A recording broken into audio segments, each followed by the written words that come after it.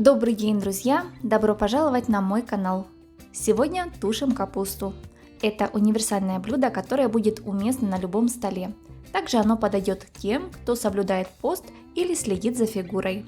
Для приготовления нам понадобится капуста, лук, морковь, томатная паста, соль, перец, паприка, сахар, лавровый лист, кипяток, растительное масло. Перед тем, как начать готовить, я замачиваю несколько листиков лаврушки в 100 мл кипятка. Лавровую воду буду потом использовать при тушении капусты. Лавровый вкус распределяется в этом случае более равномерно и не попадается в блюде. У капусты снимаем верхние травмированные и грязные листья. Разрезаем качан пополам, затем на четвертинки.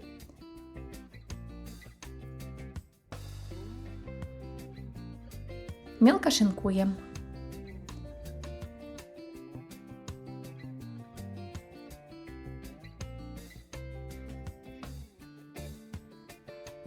Лук нарезаем мелким кубиком.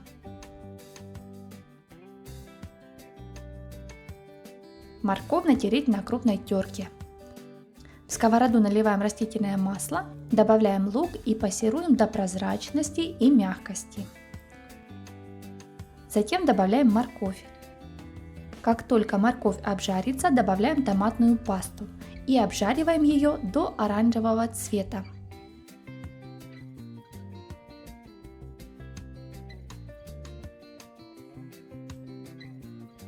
Теперь всыпаем половину соли, паприку, сахар, перец, перемешиваем. Добавляем половину капусты, перемешиваем с зажаркой.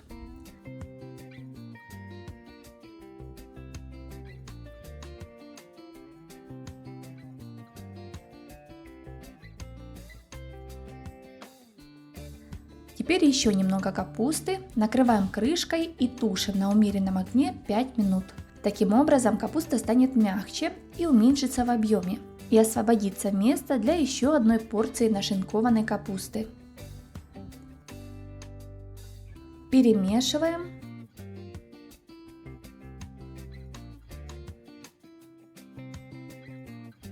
Выкладываем остатки.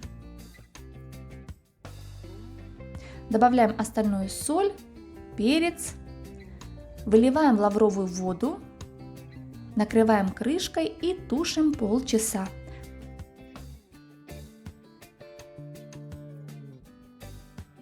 Каждые 3-4 минуты помешиваем наше блюдо.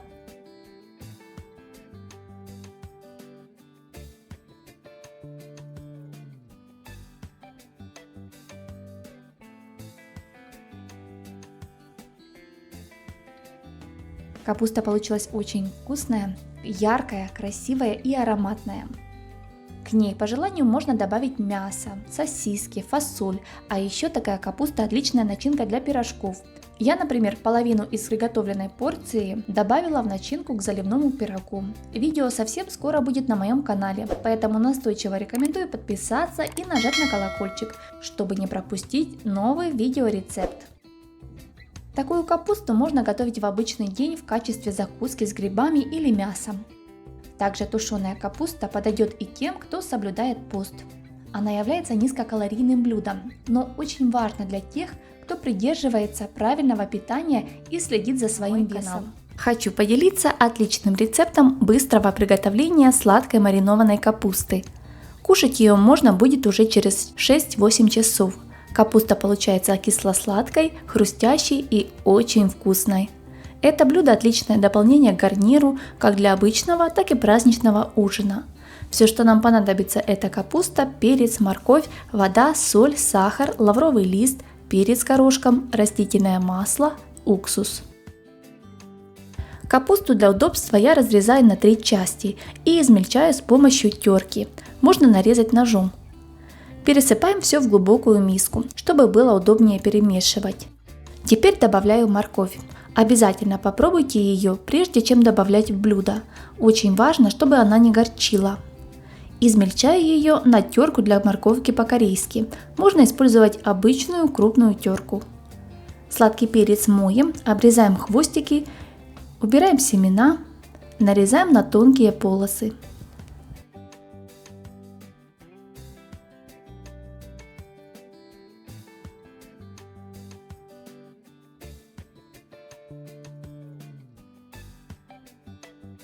Добавляем в общую миску и перемешиваем.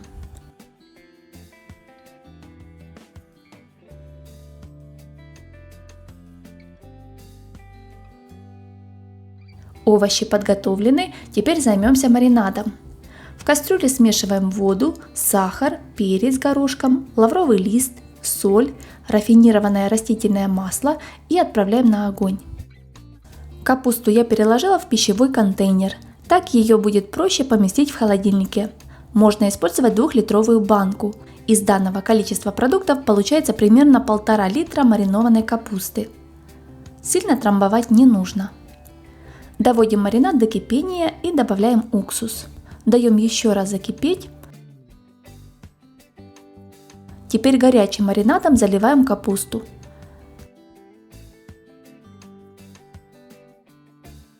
Перемешиваем, поправляем, чтобы она полностью была в маринаде.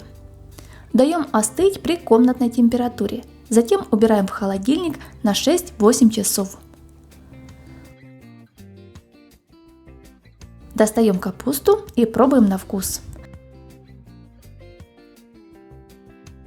Она получилась очень вкусная, хрустящая, кисло-сладкая и ароматная. Попробуйте обязательно, готовится просто и быстро. Заготавливать такую капусту на зиму не вижу смысла, так как капуста есть всегда. А вот мариновать ее можно и без сладкого перца.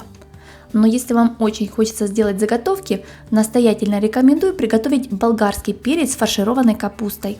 По вкусу эти два блюда очень похожи, но здесь у нас будет очень красивая и оригинальная подача. Ссылка есть в описании под видео. Заходите, готовьте и оставляйте свои отзывы. Сегодня у меня рецепт очень вкусного пирога без яиц и дрожжей, а самым главным ингредиентом для теста будет рассол от огурцов. Его можно заменить на рассол от помидор или томатный сок. Тесто получается тонкое, хрустящее, а начинка может быть самой разной. У меня сегодня тушеная квашеная капуста с жареными грибами. В общем, пирог из всего, что есть в холодильнике. Ставьте лайк, чтобы не потерять, и будем готовить. Для теста нам понадобится мука, томатный сок либо рассол, растительное масло, соль, разрыхлитель. Как я уже говорила, для теста нам понадобится рассол от огурцов. Отливаю ровно 100 грамм. Его можно заменить на рассол от помидор либо томатный сок. В миску высыпаем 270 грамм муки. Это примерно 13 столовых ложек без горки. Сюда же добавляем пол чайной ложки разрыхлителя и перемешиваем. Делаем углубление. Вливаем 100 грамм растительного масла и 100 грамм рассола. Постепенно вводим муку и замешиваем тесто.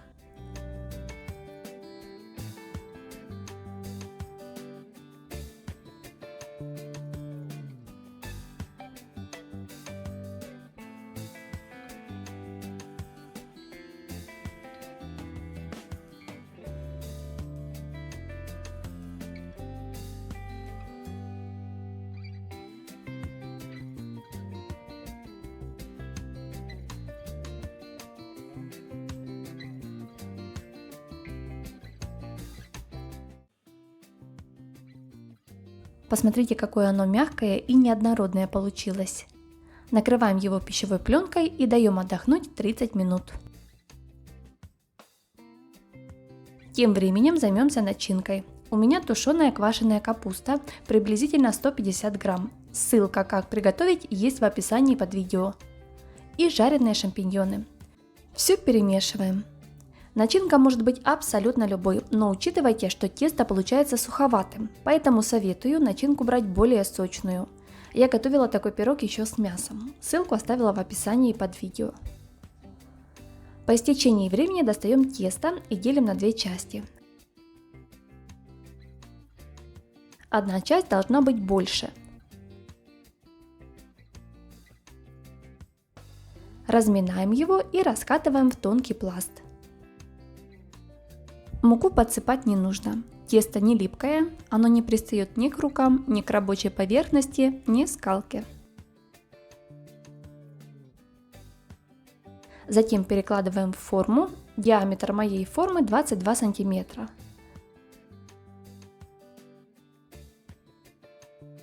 Сверху выкладываем начинку. Форму ничем смазывать не нужно.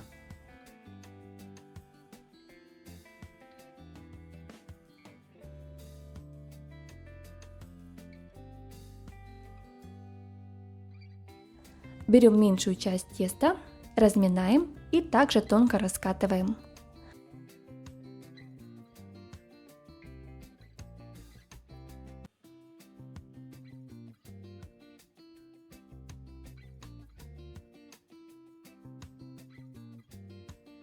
Выкладываем наверх пирога и защипываем края.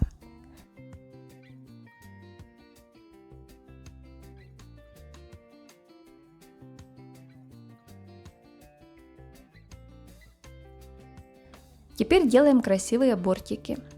У меня чуть порвался верхний слой теста, но это не страшно. Пирог все равно получится аппетитным и вкусным.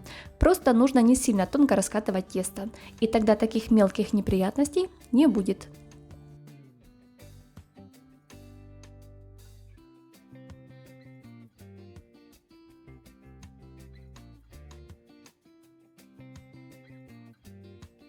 Делаем в центре отверстие и отправляем в заранее разогретую духовку на 40 минут при температуре 180 градусов. Пирог должен подрумяниться. Готовый пирог достаем из духовки и даем ему остыть прямо в форме. Затем достаем, нарезаем на порционные кусочки и подаем к столу.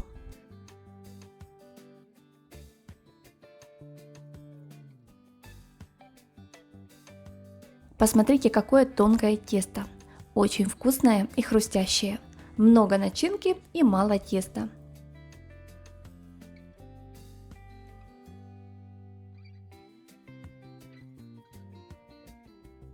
А как оно легко крошится вилкой.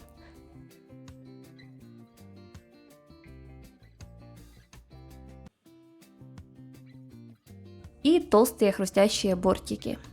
Очень рекомендую приготовить это тесто. Уверяю, вы останетесь довольны. Голубцы из молодой капусты. Листья молодой капусты гораздо легче отделяются от вилка и требуют более щадящей тепловой обработки, а времени на их приготовление уходит чуть меньше. Получается очень сытное и вкусное блюдо. Кстати, можно заморозить такие голубцы, и тогда у вас всегда будет на подхвате уже практически готовое вкусное блюдо.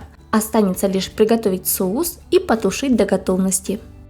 Для приготовления возьмем небольшой качан капусты, фарш, рис, лук, морковь, перец, соль, томат, сахар. Сначала сварим рис. Вместо риса я использую булгур. Так вкуснее и полезнее, а технология подготовки одинаковая. Хорошо промыть, залить водой и поставить на сильный огонь. Когда закипит, огонь убавляем и варим, пока вода полностью впитается в рис. Он становится мягким, но не разваренным. Лук нарезаем небольшим кубиком. Я беру 2 луковицы. Количество ингредиентов в этом блюде можно изменять. Морковь трем на крупную терку. Обжариваем лук в небольшом количестве масла на среднем огне, периодически его помешивая. Затем добавляем морковь, перемешиваем и тушим все вместе пару минут.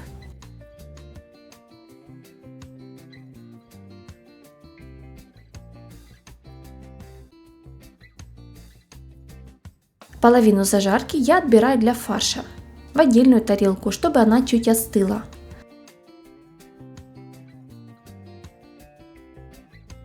К оставшимся овощам добавляю томат. Его можно заменить на 2 столовые ложки томатной пасты, разведенные 100 граммами воды. Обязательно добавляю неполную столовую ложку сахара. Солим, перчим по вкусу.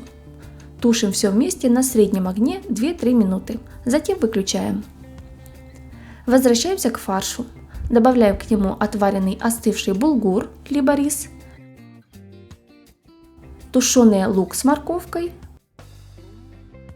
солим, перчим и тщательно перемешиваем.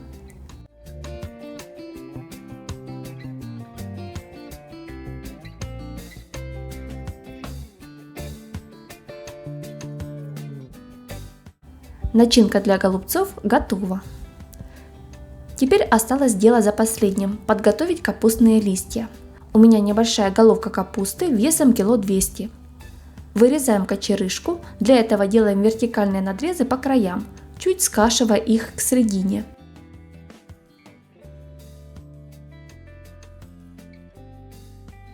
В большой кастрюле доводим воду до кипения. Капуста должна в ней окунаться до половины. Опускаем капусту кочаном вниз. Даем так провариться пару минут. Затем переворачиваем. С помощью 2 вилок отделяем листья, которые хорошо этому поддаются.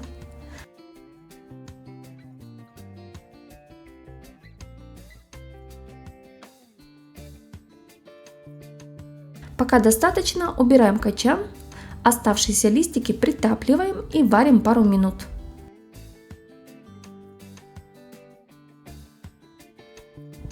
Убираем листья в отдельную миску. Сюда же отправляем снова кочан капусты и снимаем с него листики уже знакомым нам способом. С остывших листьев срезаем толстый стебель.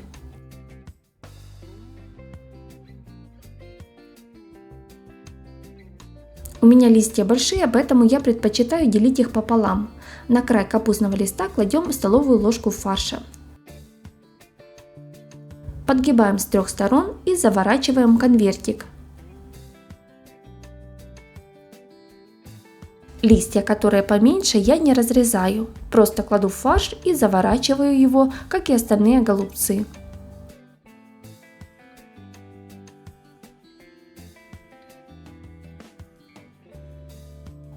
В итоге у меня получилось 23 штучки. На дно емкости, в которой будут готовиться голубцы, выкладываем половину соуса. Сверху выкладываем наши заготовки.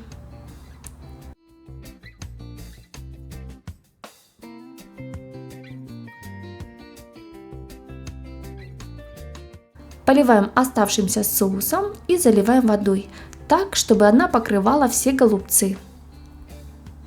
Тушим до готовности и нужной вам степени мягкости овощей. На это может уйти минут 20-40. В кислой среде все тушится гораздо дольше. Обязательно нужно пробовать подливу и добавлять по вкусу, чего не хватает. Сахар, соль. Я, кстати, добавляю еще пару листиков лаврового листа. Подливка должна получиться кисло-сладкая и в меру соленая. Проверяем на готовность. Подаем горячими или теплыми со сметаной и зеленью. Блюдо получается сочным, сытным, нежным и аппетитным. Готовится оно примерно так же, как и классические голубцы, лишь с небольшими отличиями. Вместо томатной пасты можно использовать свежие помидоры. Соус получится более свежим, легким и ароматным. Просто бланшируйте помидоры, мелко их нарежьте или измельчите блендером, а дальше следуйте этому рецепту. Сегодня готовим очень простой витаминный салат из молодой капусты с хрустящими огурцами, ароматным укропом и сытной курочкой. Главное использовать раннюю капусту, она очень нежная и сочная. Для приготовления нам понадобится молодая капуста, огурцы, консервированная кукуруза, вареные яйца, куриное филе, майонез, соль, перец. Первым делом подготовим куриное филе. Чтобы мясо было сочнее, опускаем его в кипящую подсоленную воду. Варим до готовности 25-30 минут. Затем я даю остыть мясу в этом же бульоне. Небольшой качан капусты разрезаем пополам. Вместо молодой капусты для этого рецепта можно использовать пекинскую капусту. Затем половинку разрезаем еще пополам и мелко шинкуем.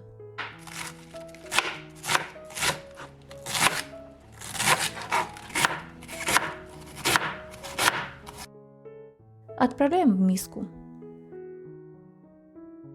С кукурузы сливаем жидкость и высыпаем к капусте. 2 средних огурца моем, срезаем хвостики и нарезаем небольшими кусочками.